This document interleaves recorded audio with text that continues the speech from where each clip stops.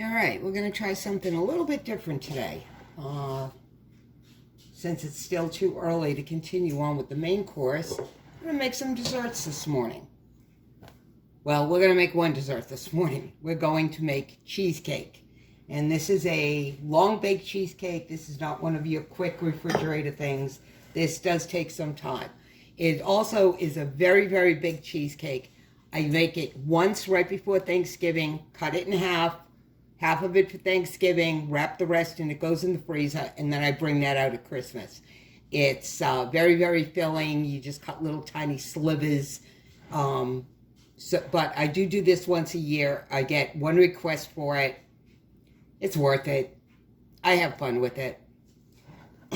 So, in this bowl, I have a cup of flour, a quarter of a cup of sugar, a stick of butter that is softened. I'm going to add 1 egg yolk, maybe,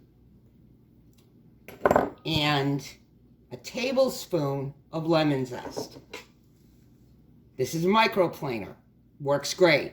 It takes all the zest off. You just want the yellow. You definitely do not want any of the white, the pith. It gets very bitter. So these things are great. It's great. It's great. You see where the white, just turn it and keep on going. This is the crust of this cheesecake. This is definitely not a graham cracker crust. This is a flour and butter crust.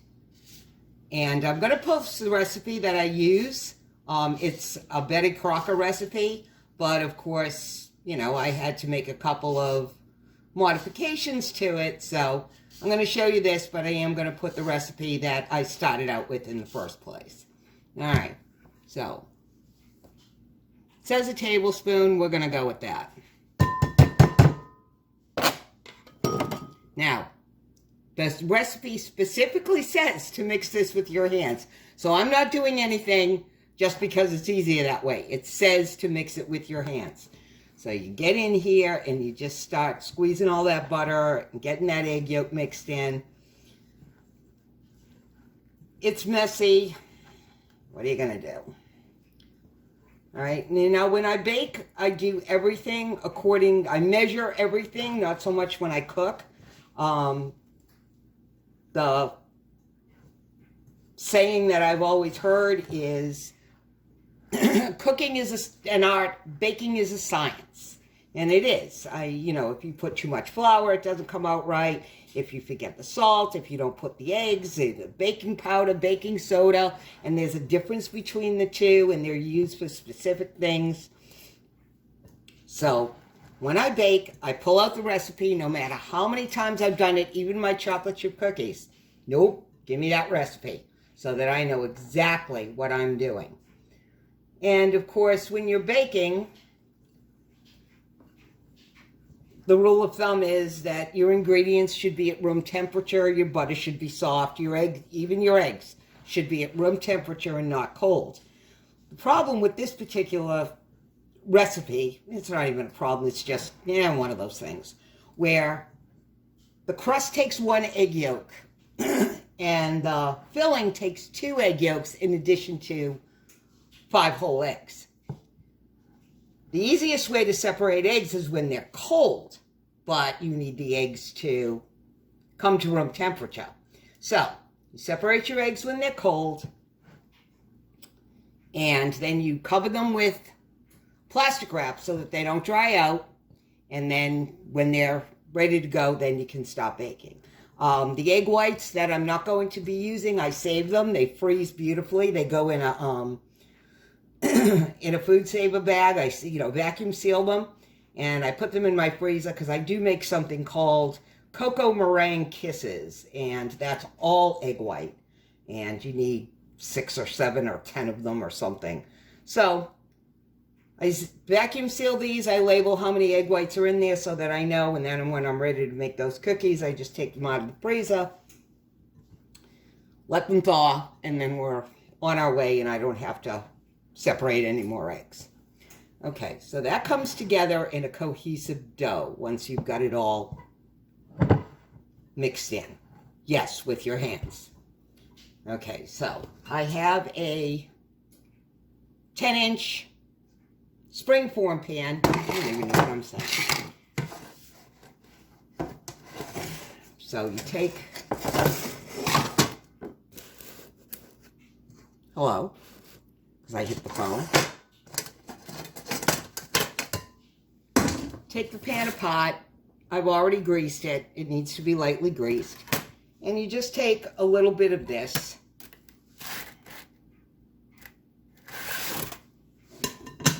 And you just press it all over the surface of the bottom of the pan. And I'm doing it up here so you can see it, but I am going to put this back down on the counter because the bowl doesn't like me. And you just want to cover the whole bottom of this pan. You need some of this to go up the side of the pan. So you don't want to use it all here. It takes a few minutes to work that out. It doesn't want to spread. It wants to leave holes. It doesn't have to be thick at all. So, you know, 1/4 of an inch, even thinner. I can kind of see the bottom of the pan through the crust when I'm done pressing it out. So, yeah, very, very thin. You don't want the filling, the crust to overtake this filling. You really, really want to taste all this cheesecake. The filling, the crust is just something for it to rest on while it bakes. Give it some body. Now this is going to go in the oven because you're going to par bake the bottom before you put the pan back together and put the filling in there. And give it some texture and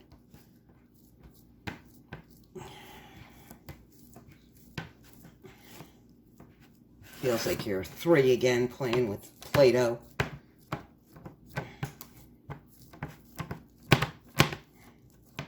And I start in the middle, just push it out to the sides as best I can.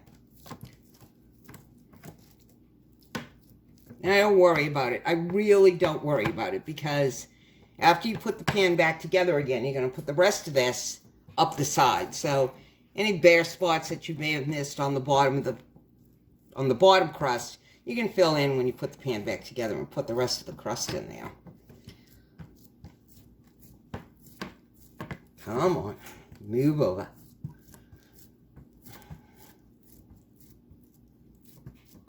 Now, and this is something that, yes, I can do now because it's one of those bake-ahead things. When I'm approaching a big meal like this, and for many, many people, there's a, you know, I do a basic menu. Okay, I'm going to make, you know, shells, and I'm going to make prime rib, and I'm going to do cheesecake and apple pie and pumpkin tarts because there's only a couple of people who like pumpkins, so rather than make a whole pie that we're not going to eat, I make tarts. And cherry cobbler instead of cherry pie because everybody seems to like that better. And I decide, once I have that, I write it down. I make out a whole menu and I put it up on the refrigerator. What am I going to do? And then as I go through it, I break it down into, I have to make meatballs, I have to make gravy, I have to do this, I have to do that, I have to make cheesecake, I have to peel apples. And it gives me a visual idea of what I can do early and I have a better working timeline on how to get this all done so that everything goes in, everything comes out, and I'm not fighting for oven space, or I'm not running out of time, and I'm not up at 3 in the morning. I just don't do that anymore. Okay, there we go. This is going to go in a 400-degree oven for about 8 minutes. And then it's going to come out and you let it cool, and then you put it back together with the rest of the pan, and then put the rest of the crust in there.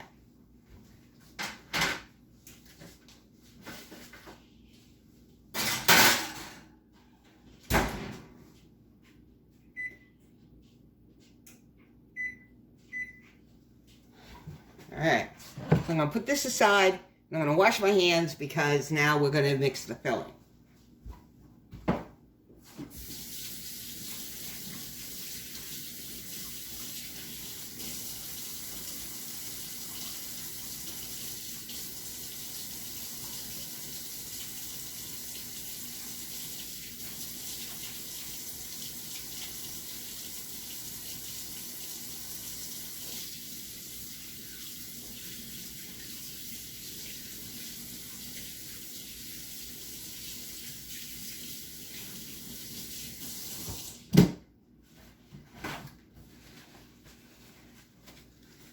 Okay, so put this in the sink. In the bowl of my stand mixer, and yes, I do this in the stand mixer. Okay, and this is my big mixer because this makes a lot. I have 5 8-ounce packages of softened cream cheese. To that, I'm going to add 2 whole eggs. And if you put them in a measuring cup, they'll pour out one at a time.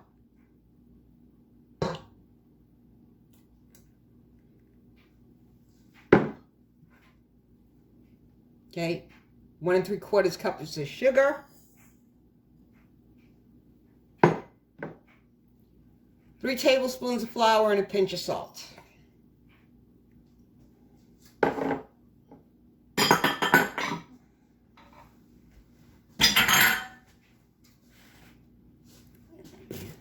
Move that a little. I'll pull this out so you can see it. The big mixer.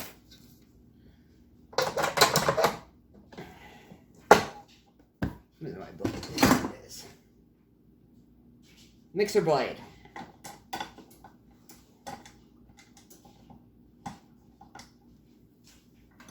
Alright.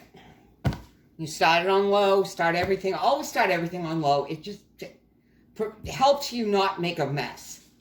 And I'm going to just stop mixing this.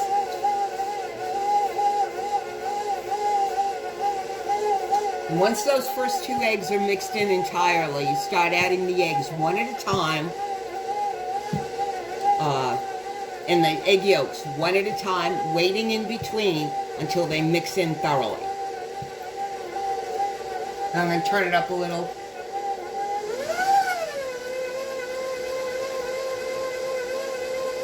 Alright, here we go.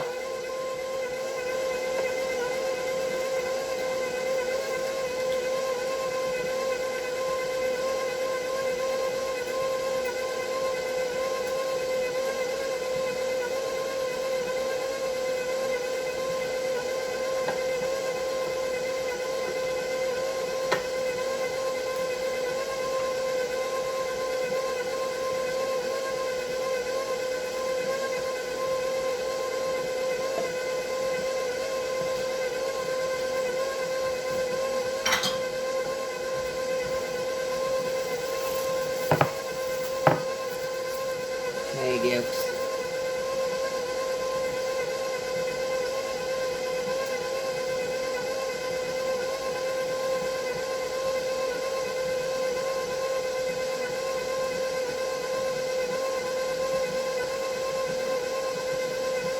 And if you own one of these mixes and you have not bought a flex edge beater, do it.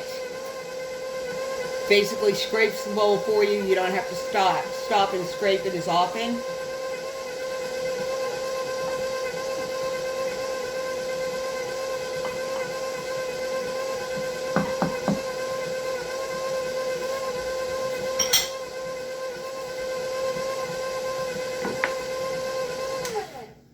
Okay.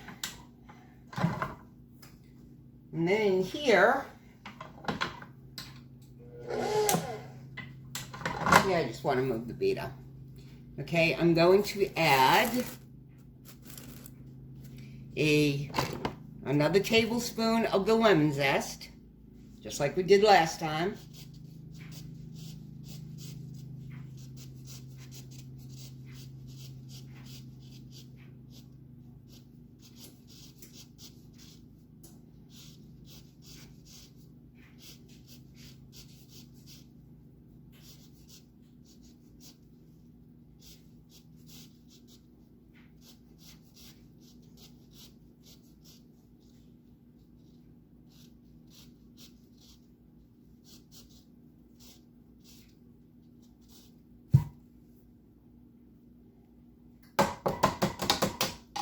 and a tablespoon of orange zest. Same thing.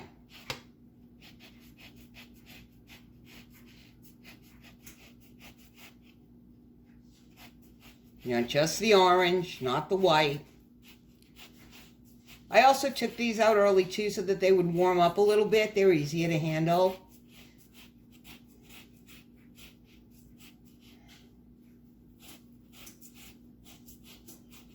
Now the lemon I will juice and put in a container for the next time I do fish, which might be tonight. And the orange, we just eat it. So nothing goes to waste, but I don't have to worry about trying to store fruits with no skins on them.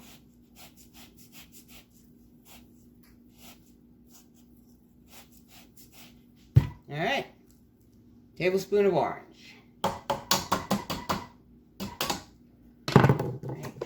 I'm going to scrape these beeters down a little bit. Make sure that they don't have cream cheese stuck to them. Underneath all this goodness.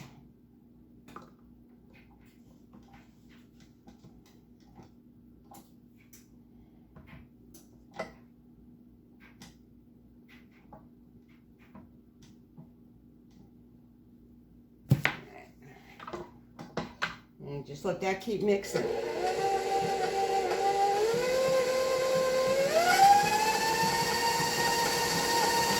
Gonna turn that up a little bit and let that mix for a while. Make sure that we got everything incorporated. You don't want, you want to make sure that the cream cheese is totally mixed in, that you don't have any streaks of egg in there, that none of these things happen. You've got flour in there, you've got sugar in there. You want to make sure that everything gets mixed together.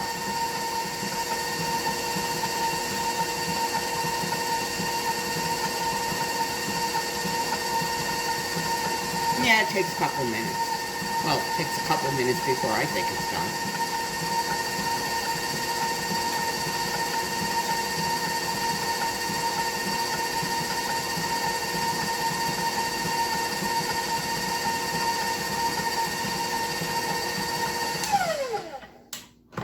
Oh, I can smell that crust. Yeah. And that's why. Because it is done.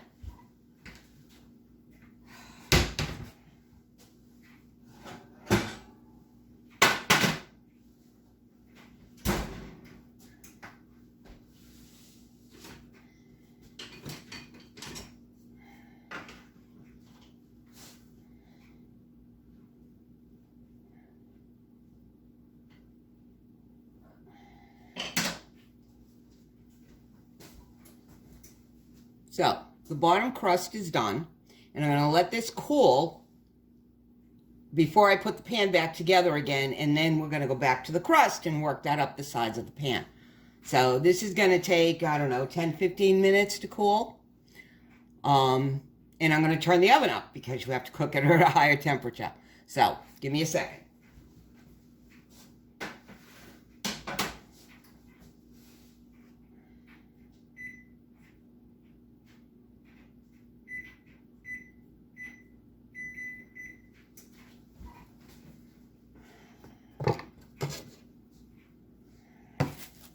All right, so this is definitely done.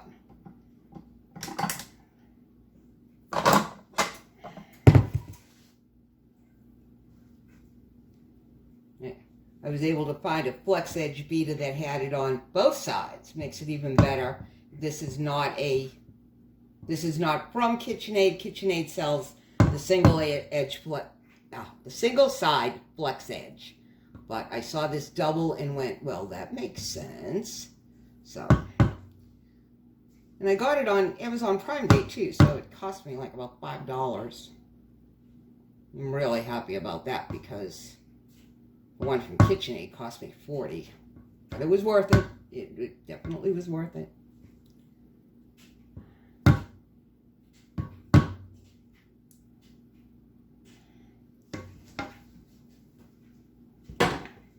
All right, so cheesecake.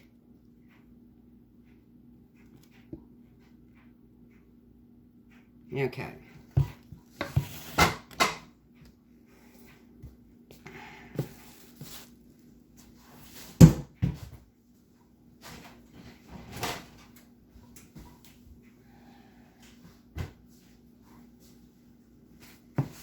Now here's one. I vary from this recipe in 2 places. Okay, here's one. It says to beat in 1/4 cup of heavy cream. Just like this. Just put it in there, beat it in there. Nay, nay. I'm going to get the other mixer, and I'm going to beat the whipped cream into soft, medium peaks, not soft, medium peaks, and fold it in there. And making this over the years, I have discovered that doing that makes it a lot lighter, because, like I say, this is a very, very rich and decadent dessert. So lightening up that filling, you know, it's just sweeter, and it melts in your mouth, and it's just great. But I have to move things around the counter because I have to get the other mixer out now. Well, it's behind the camera, and I have to move the camera, so I'm just going to move everything, and I will be right back in 2 seconds.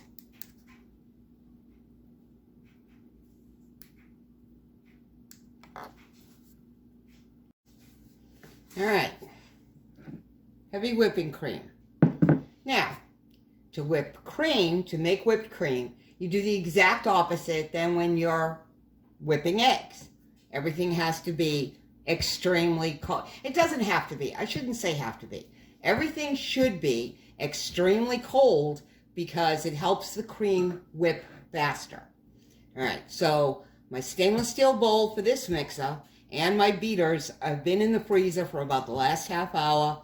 And take them out, pour the cream in, start making this.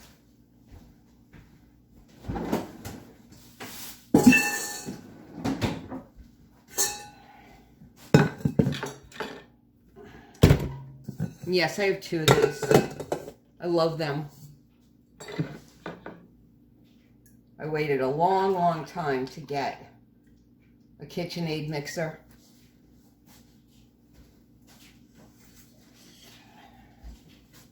So I was able to luck into the big one on a big sale. And then Tom surprised me with this one so that I could use it to do smaller things, because the big one sometimes, you know, it's just, not that it won't do it, because it does do it, but, you know, it's like, I really don't want to take out the big mixer to do this little thing. So I have the small one now to do small jobs like this, and I have the big one. All right, again, start it off slow.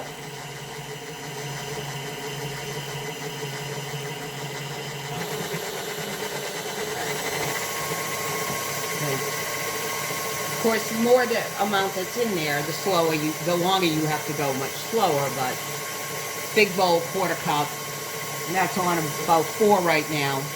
But as soon as it starts to thicken up, you go pull that baby all the way up to 10.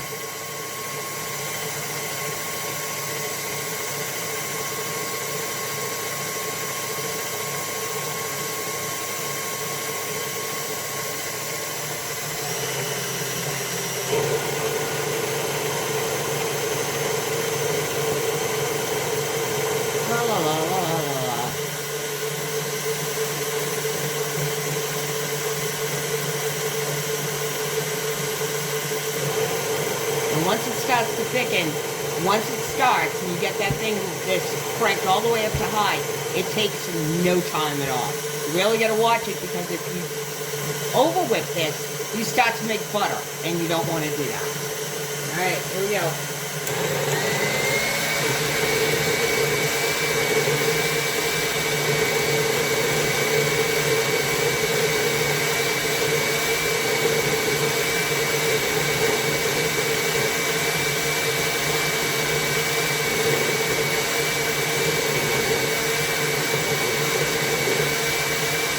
Almost there.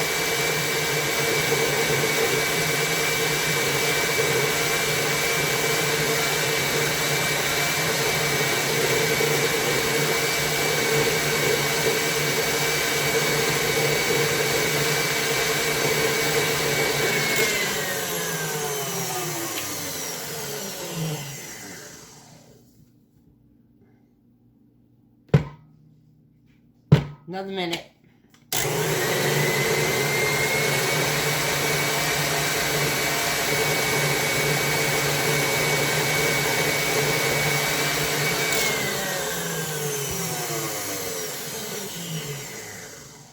Or maybe not. Maybe another 30 seconds. Yeah, that's much better. All right, so.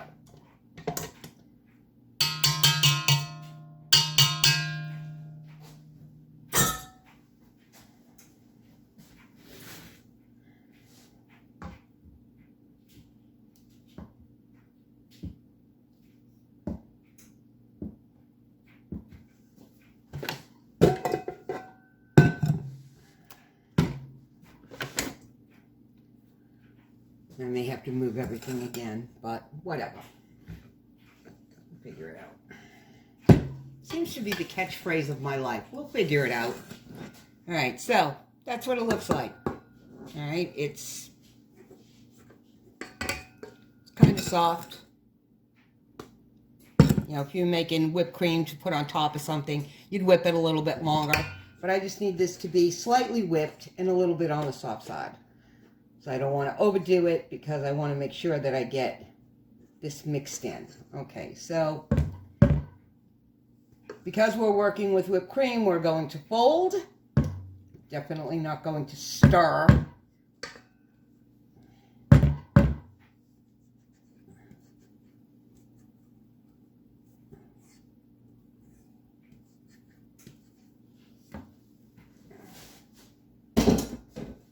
All right, fold, okay,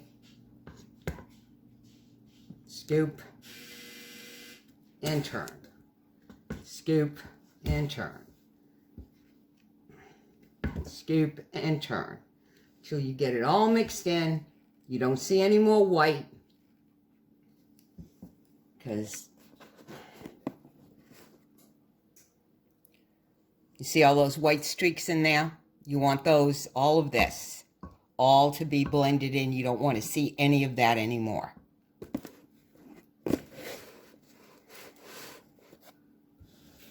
So, just going to mix this in.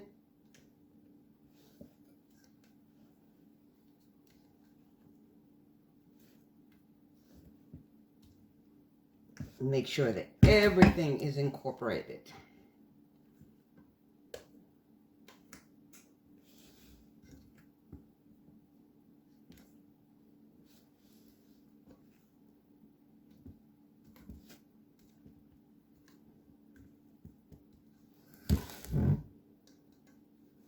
And I'm just scraping the sides of the bowl, make sure that I get everything in there.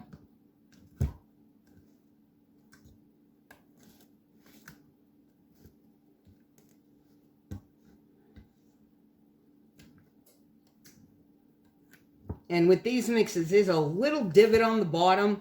So I like to get my spatula down in there and make sure that I go over that numerous times and make sure that there's no, you know, clumping down there of, you know, the cream cheese, or when you're doing a regular baked good, the flour.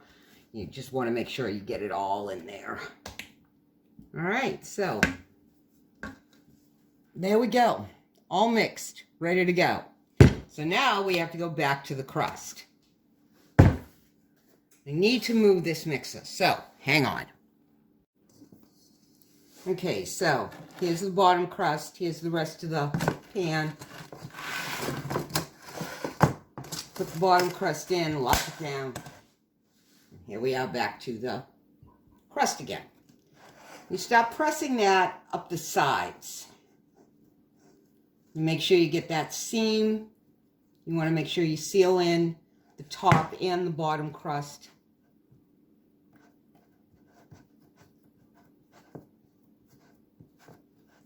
And it doesn't have to come all the way to the top of the pan. And there can be bare spots, and not bare, but you know, it doesn't have to be all the way around, you know, all the way up. It doesn't have to be a uniform thickness. It can be thicker and thinner. You want to get it pretty uniform, but when you get up to the top edge, so that when you take it out of the pan, when that top edge is uneven, it kind of gives it just an interesting little look in the texture. doesn't affect anything. I found that the most important thing is to make sure that you get that bottom seam closed. You don't want anything leaking out. Or leaking in, because we are going to put this in a water bath. However, I will be wrapping the pan in foil, the bottom of it, so that nothing can get in to the sides of the pan. So, just show you. And my lighting stinks. That you just work it up the sides of the pan, and you make sure that you get this overlap on the bottom edge so that you seal up between the sides of the pan and the bottom crust. So I'm going to continue to do this. This is going to take a few minutes.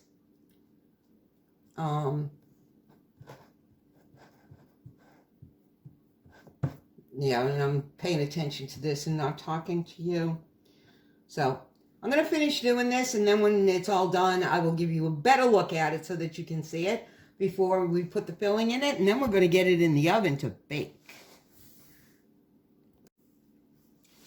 Okay, so I've got the sides of the pan covered in crust, and I've wrapped it in tin foil. All right, so let's see if I can move this without jostling you too much.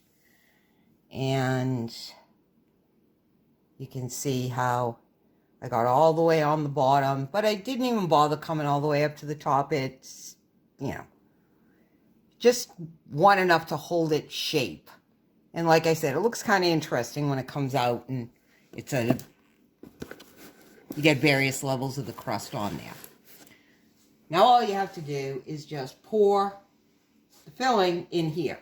All right, I have a baking pan here that I'm going to put this in, because I'm going to do a water bath, and I have water heating on the stove for it right now. You put this in the baking pan, because this is where you're going to put the water. And then you just start pouring. You get it all out. You went through all this work. You want to make sure you get that in there.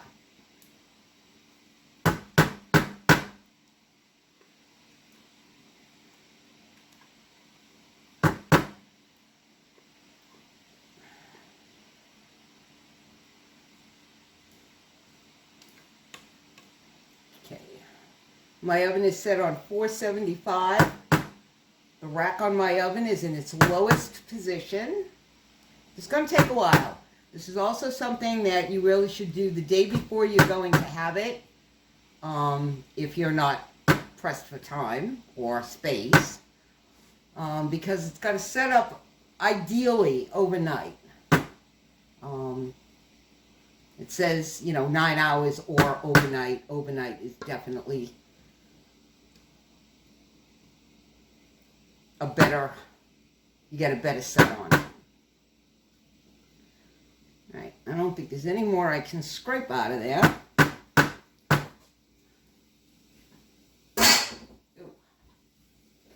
My water is boiling, so I can shut that off.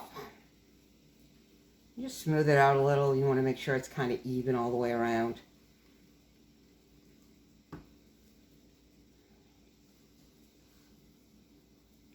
And I'm going to make you dizzy in a second, because I'm going to spin you around to the stove so you can see what I'm doing. There we go. It always helps to shake it a little bit. Make sure you get it even. Any air bubbles you might have come out of it. I do it with cakes too. I just bang it on the counter so all the air bubbles rise to the top. So, let's see what we can do here.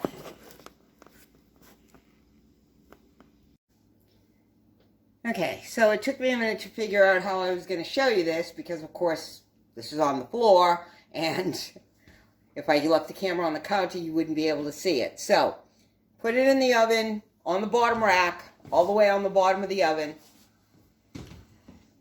and you take your hot water and you pour it in So it reaches about an inch up the sides of the pan.